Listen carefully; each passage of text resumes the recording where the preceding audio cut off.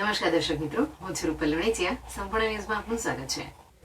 ડીસા નગરપાલિકામાં ચાલતા આંતરિક વિખવાદ વચ્ચે 22 સભ્યોએ પાલિકા પ્રમુખ સંગીતાબેન દવે સામે અવિશ્વાસની દરખાસ્ત દાખલ કરી છે. છેલ્લા કેટલાય દિવસોથી પાલિકા પ્રમુખ પર રાજીનામું આપી દેવાની ચાલી રહેલી અટકળો વચ્ચે આજે 22 સભ્યોએ અવિશ્વાસની દરખાસ્ત દાખલ કરતા સમગ્ર જિલ્લામાં રાજકારણ ગરમાયું છે. ઉલ્લેખનીય છે કે પાલિકામાં કુલ 44 સભ્યો છે. આ 22 સભ્યોને બાદ કરતા ભાજપના 12, કોંગ્રેસના 4, આપના 1 અને અપક્ષના 5 સભ્ય છે. હવે અવિશ્વાસની દરખાસ્ત અંગે પાલિકાની ખાસ સાધારણ સભા 15 દિવસમાં બોલાવવામાં આવશે તેમ ચીફ ઓફિસરે જણાવ્યું હતું. ડીસા નગરપાલિકામાં ભાજપનું શાસન હોવા છતાં છેલ્લા ઘણા સમયથી ભાજપના સભ્યો બે જૂથમાં વહેંચાઈ ગયા હતા. જેમાં પાલિકામાં બીજા ટર્મમાં સંગીતાબેન પ્રકાશભાઈ દવે પ્રમુખ બન્યા ત્યારથી એક જૂથ તેઓના વિરોધમાં થઈ ગયું હતું. તેમજ પાલિકા પ્રમુખ તરીકે સંગીતાબેનનું નામ જાહેર થતાં જ એક જૂથે વિરોધ કરી પાલનપુર જિલ્લા ભાજપ ઓફિસે રજૂઆત કરવા પહોંચ્યું હતું. ત્યારબાદ સવા વર્ષ દરમિયાન સતત અવારનવાર નારાજ સભ્યોએ રજૂઆતો કરી કે રાજીનામા આપી છેક પક્ષના મોવડી મંડળ સુધી રજૂઆતો કરી સંગીતાબેનને હટાવવા અનેક પ્રયાસો કર્યા હતા. જેમાં ડીસાના વર્તમાન ધારાસભ્યના ઇશારે પણ પાલિકા પ્રમુખને હટાવવાની રમત ચાલતી હોવાના આક્ષેપો થયા હતા.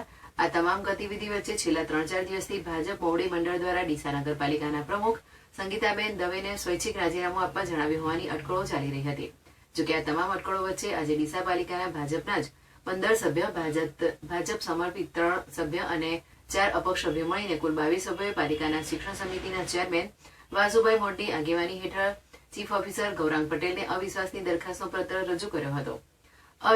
અવિશ્વાસની દરખાસ્તના પત્રમાં જણાવ્યું હતું કે પાલિકા પ્રમુખ નગરપાલિકાની એક્ટની જોગવાઈઓ મુજબ કાર્ય કરવામાં, શહેરના રોડ, રસ્તા, પાણી તેમજ વિકાસના કાર્યો કરવામાં અસફળ રહ્યા છે. તેમજ સભ્યો સાથે અને સંગઠનના પદાધિકારીઓ સાથે ગેરવર્તણૂક, પાર્ટીના મેન્ડેટની અવગણના કરવી તેમજ ભ્રષ્ટાચાર કરી મનસ્વીપણે વહીવટ ચલાવી રહ્યા હોવાનું દર્શાવ્યું હતું. આ બાબતે ડીસા નગરપાલિકાના ચીફ ઓફિસર ગૌરાંગભાઈ પટેલે જણાવ્યું હતું કે પાલિકાના 22 સભ્યોની સહી સાથે પ્રમુખ સામે અવિશ્વાસની દરખાસ્તનો પત્ર મળ્યો છે. જેથી આ બાબતે હવે 15 દિવસમાં પાલિકાની ખાસ સાધારણ સભા બોલાવવામાં આવશે. 22 સભ્યમાંથી કેટલાની સહી સાચી તે પ્રશ્નાર્થ. ડીસા નગરપાલિકામાં પ્રમુખ સામે ભાજપના 4 જૂથ સહિત 22 સભ્યોની સહી સાથેના અવિશ્વાસની દરખાસ્તનો પત્ર ચીફ ઓફિસરને આપવામાં આવ્યો છે. પરંતુ તેમાં અનેક સભ્યો ડીસા રહેતા નથી તેમજ અનેક સભ્યોનો સંપર્ક થઈ શકતો નથી.